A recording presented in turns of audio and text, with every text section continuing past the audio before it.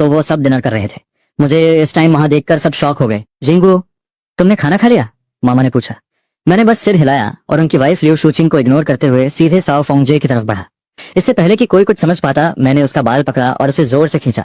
मेरी इस हरकत से सब फ्रीज हो गए। जब साओ फोंगजे दर्द से चिल्लाई, तब जाकर सबको होश आया। उसका हस्बैंड वॉन्ग ही तुरंत खड़ा हुआ और चिल्लाया, जंगो, तुम पागल हो गए हो क्या? मैंने कोल्ड स्माइल दी, मैं पागल नहीं हुआ हूँ, अपनी इस वाइफ से पूछो कि ये क्या कर रही है।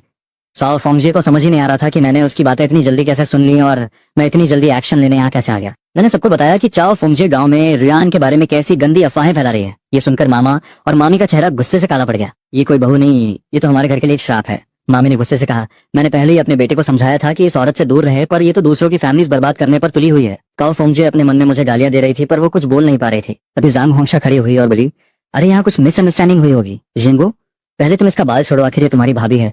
मैंने जांग होंशा को एक घूरती हुई नजर दी और चिल्लाया, तू भी कोई दूध की धूली नहीं है, अपना मुंह बंद रख और चुपचाप बैठ जा। जांग होंशा डर कर बैठ गई। उसने अपने हस्बैंड वांग योंग को देखा, पर वो चुप था। वो इस पचड़े में नहीं पड़ना चाहता था। मैंने अपना हाथ उठाया और एक जोरदार थप्पड़ चाओ फोंगजे के मुंह पर दे मारा। मैंने तुझे अपना गंदा मुंह बंद रखने को कहा था ना, आज मैं तेरा मुंह तोड़ दूंगा। चाओ फोंगजे को इतना जोरदार थप्पड़ पड़ा कि वो ब्लैंक हो गई। उसे यकीन ही नहीं हो रहा था कि मैं उसे इस तरह पीटूंगा, और सबसे बड़ी बात, उसके घर का कोई भी इंसान मुझे रोक नहीं रहा था। मैंने उसे लगातार 6 थप्पड़ मारे और फिर छोड़ दिया। चाओ फोंगजे चक्कर खाकर अपने हस्बैंड पर गिरी, पर उसने भी उसे गुस्से में पीछे धकेल दिया। मामा ने उसे घूरते हुए कहा, तू इसी लायक है, तुझे पीटना ही चाहिए। मामी ने भी उसे खूब डांटा, तेरे दिमाग में क्या कचरा भरा है? तू जेंगो और उसकी वाइफ की खुशी क्यों नहीं देख सकती?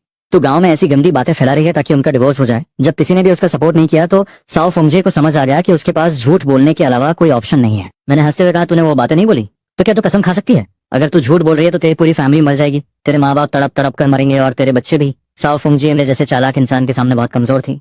मेरे इन 2 सेंटेंसेस ने ही उसका मुंह बंद कर दिया। वो अंदर से डर गई और कुछ भी नहीं बोल पाई। सबको समझ आ गया था कि सच क्या है। मैंने वहां खड़े सबको देखा और एक वार्निंग टोन में कहा, आज मैं ये बात क्लियर कर रहा हूँ, अगर आज के बाद मुझे गांव में मेरे या मेरी वाइफ के खिलाफ कोई भी अफवाह सुनाई दी तो मैं किसी भी रिश्ते की परवाह नहीं करूंगा। अगर मैंने किसी को मार भी दिया तो मेरी कोई रिस्पॉन्सिबिलिटी नहीं होगी। इतना बोलकर मैंने चाओ फोंगजे को 2 जोरदार किक्स मारी। वांग ही, उसका हस्बैंड, भी आगे आया और अपनी वाइफ को बुरी तरह पीटने लगा।